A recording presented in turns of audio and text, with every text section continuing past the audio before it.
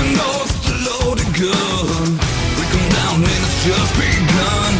Feel the fire as I come undone. I breathe in and it fills my lungs. Let it burn in the vacant sun. Cold blood, just let it run. All right, guys, welcome back to the GSL Super Tournament here in Seoul, Korea. This lovely studio. You get a little bit of a view of it. If you look behind me, you can see the little screen over there.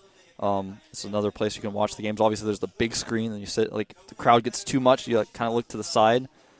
It's an awesome studio. Definitely recommend coming down. If you're in Seoul, like I've said, why haven't you come here yet? I know a lot of people watching have come here and have a good time. You come here, you meet a lot of foreigners. A lot of foreigners come and watch the broadcast. There's always at least one, and oftentimes there are more foreigners than Koreans for certain broadcasts. Now today we have a special treat for you guys. It's oGsNaDa. He's been dubbed the Renaissance Nerd. He is a really, really top-level Terran. He was a top-level Terran in StarCraft 1, obviously, and StarCraft 2. Did quite well as well. We're going to take a look at our players here already. Now his opponent is StarTail Virus, who's got, I like that hairstyle, looks pretty awesome. It just looks so modern. It's a pretty cool haircut there.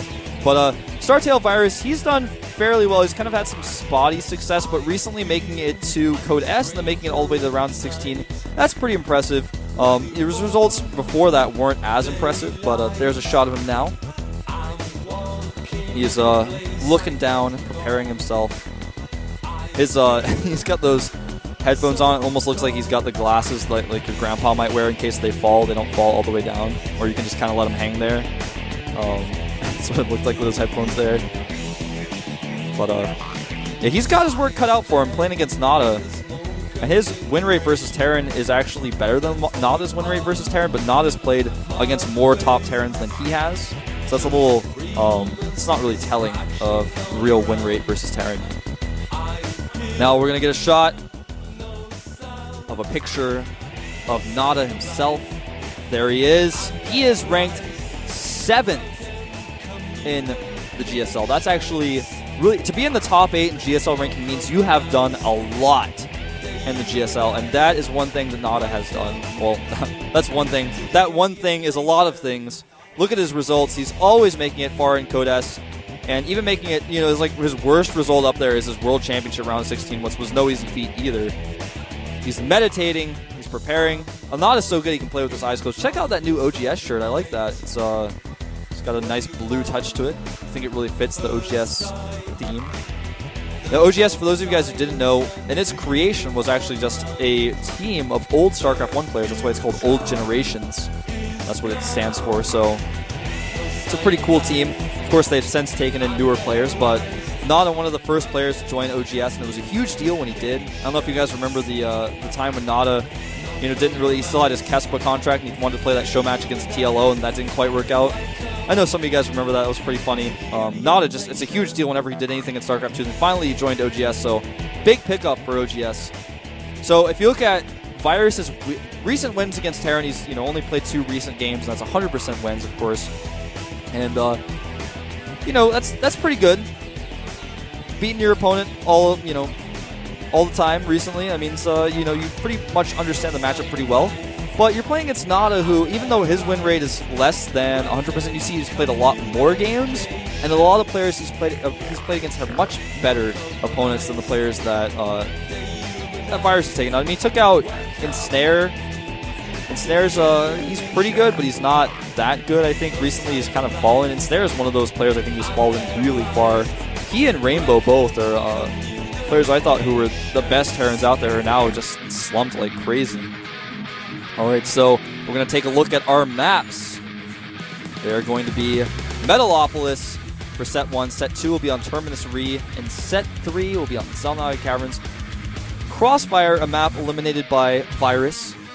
And Nada eliminating Belcher Beach. Nada's style is he wants to play a long game, wants to play a macro game. He's not a very aggressive player normally. He just likes to sit back and just overrun his opponent eventually once he starts getting close to maxed. Because of his StarCraft 1 experience, his macro is incredible. So we'll see, though, how this game fares. The map is loading. The first map will be Metalopolis. Like I said, who's going to take Game 1? Will it be StarTail Virus, or will it be oGsNaDa? Two Terrans battling it out here at the GSL Super Tournament.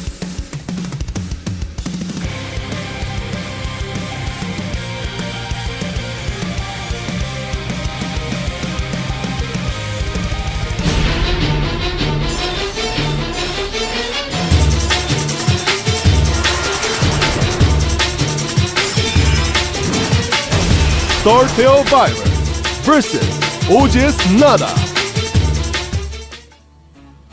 All right, over here in the red, a member of the team Startail. You might want to get vaccinated or else he might give you a... Startail Virus. It's infecting everyone with the Startail virus. Got to get vaccinated when you're here or else he's going to get you. His opponent, who is going gas first, a member of the team OGS, one of the older players. oGsNaDa. And actually, normally when Nada plays, the crowd is full of women, of attractive women, in fact, just throughout the crowd normally. But today, there aren't as many girls as usual. Just about, I'm looking over, just maybe about 4 or 5. Usually it's filled with girls. Sign. Where is oGsNaDa's game at Mokdong Studio? It's like, where's his game? It's here. Mokdong Studio. Now, I want to thank our sponsors, LG, Cinema 3D, Intel, and G-Skill. Without them, this tournament would not be possible. Now, Virus actually is not taking any gas at all. Now, against certain types of build orders, that can just straight up lose you the game. Even if you get a fast command center, you just can't have enough Marines out. If your opponent goes Banshees, you still have that Viking out. He has Cloak, and even if you have scans, the Banshee just runs away from your Marines forever and you just die. That can happen sometimes. Since Nada did go gas first, it's likely that he has something planned. He's getting his factory before orbital command. That was the fastest factory possible. That was a quick factory indeed. I actually want to know what timing he got his gas now. So that was it's hard to have enough gas for that, even if you go for a refinery first. I'll watch this replay tomorrow or something when I'm in the studio before the matches start. Don't you guys wish you could watch these replays? Ha ha ha, I can watch them.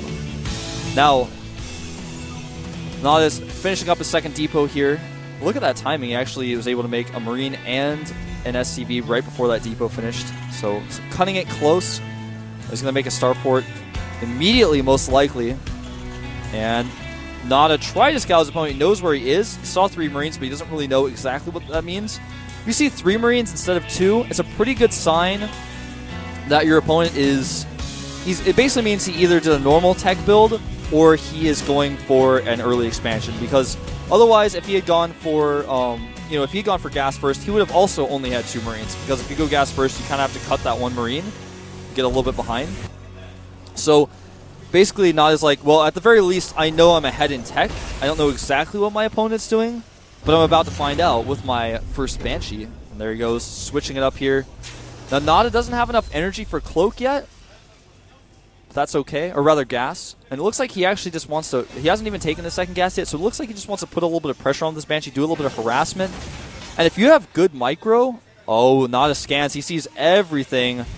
And now he knows, oh man, you were just not even going to have a starport at all, and that might actually make him want to research Cloak ASAP. Because if your opponent doesn't have a starport and you have Cloak, it's almost impossible to kill those Banshees.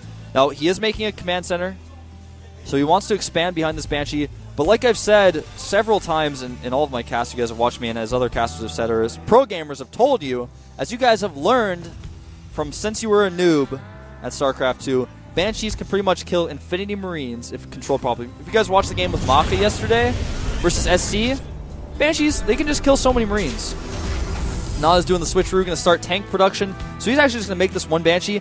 But when your opponent doesn't have stim and doesn't have a lot of Marines, that 1 Banshee may be all you need. Alright, so that Banshee does take 1 hit. Got to be very careful. Wants to avoid missile turrets. He's going to attack whatever he can. He's going to attack SCVs. He's going to attack Marines. Look at that. Controls it really well. Virus, though, is going to flank from the other side. And actually, Nada's Banshee Harass not doing as much damage as I predicted it would. Because Virus having some really good control with his Marines. Stim is about to finish, and when it does, this Banshee will be shut down. Banshee's already gotten 4 kills. He's injured a lot of Marines, so a lot of those kills are like half kills. Or, you know, he basically has like 10 kills with all the half kills he's gotten added up. And actually, that wasn't Stim research, that was combat shields. So he got combat shields right off the bat, which is going to increase his Marines' longevity. But it's going to be much harder to deal with this Banshee that's still alive. Nada sends it back to repair and comes back and annoys him with it. Actually, back at home, I didn't have my production tab open. Now I have it open. And I see that Nada, he actually is not going into a siege tank transition. He's going into Blue Flame Hellions, which is great when your opponent goes straight up Marines. If you go Blue Flame Hellions and you control them properly, you can just kill so many Marines with that Blue Flame. But to start with, he's actually going to go right in here, and he's actually drawn the Marines away from where he's going to drop with his Banshee. Now he's going to drop these Hellions right in, going to go right for the mineral line, and Virus hasn't reacted yet, and his Hellions are going to do so much damage because Virus lined up his SCVs. Look how many SCVs they are killing. They are killing a lot. One Hellion does fall, and Nada actually should be able to escape with these Hellions, but he doesn't even want to. He just wants to kill as many Marines as he can. I don't know where the dropship went off to. Maybe he lost it. Oh, now he's actually avoiding the Marines. He's going to run into the natural and get some more kills there. Look at that. The SCV is lining up like crazy. Oh! That's the only noise to make when you watch SCVs die to pre-igniter Hellions. It's the only noise to make. And Nada has started siege mode. He's got another Hellion back at home. May try to drop it a little bit later, do some more damage. Remember that Banshee's still alive as well. Right now, as far as worker counts go, we've got 33 SCVs to just 24 for Virus, so Nada taking a significant lead. Double reactors here, so he wants to continue with the Hellions. Pre-igniter Hellions keep good map control. They're good for scouting. They always keep your opponent scared of drops because one pre-igniter Hellion drop can ruin your day, can ruin your night. No matter what you were doing that day, you get pre-igniter Hellion dropped, you lose all your SCVs, or at least some of them. It ruins whatever you were doing. It's your birthday, and Nada drops pre-igniter Hellions in your base, you're going to be pissed for the rest of the day. Alright, so Nada actually is going to relocate one of his barracks. It's a little bit strange. Going to move it down to the low ground. Maybe wants to reinforce his Marines faster. Nada actually, unlike Nada, is supply blocked and has 4 SCVs queued up on that command center. That was a little unusual. We caught you, Nada. You made a mistake and it was on TV and everybody saw. So a little bit of another drop here from Nada. He did save that dropship. He's going to send the same one back in here. Do a drop. Now he can actually clean up these Marines very quickly with 4 Hellions. And these Marines were on hold position. So all the Marines are going to die for nothing. Well, that one Marine escapes. But look at all these SCVs lined up. Virus splitting at the last second. But does lose a ton of SCVs anyways. And it looks like Nada will lose every last Hellion. At least that looks to be the case. Virus is going to chase that Hellion all the way. Oh, they had a stalemate. But like, I won't shoot you if you don't shoot me. Now notice that Virus is going to do a little drop here, which is pretty nice because normally when you do this kind of thing, you don't have that many units back at home, or at least they're at your front. So this drop could do a lot of damage. But it's spotted by Nada's Vikings. He had his Vikings there prepared for this. And now this drop is going to be cleaned up. Easy peasy. Not a squeezy. Not even going to get that supply depot. You know what he got with that drop? He got Nada, except he didn't, because Nada is fine. Now Nada, 2 factory siege... No, I take that back. 4 factories, 3 factory siege tanks cranking out here. He's got pre-igniter Hellions as well, and he's got so many Vikings that he's going to have the air advantage because his opponent didn't have a starport for so long. In fact, Virus... He just now is getting his first starport unit, and it's a Banshee. And when your opponent has that many Banshees, I tell you what. I mean, excuse me, when your opponent has that many Vikings, I tell you what the last unit you want is in your army is Banshees. Especially if you don't have Cloak, and he's not going to have Cloak. That Banshee will be futile. He's going to try to use it. Look at the split by Virus. Well, you'll get a shot of it in a second. He's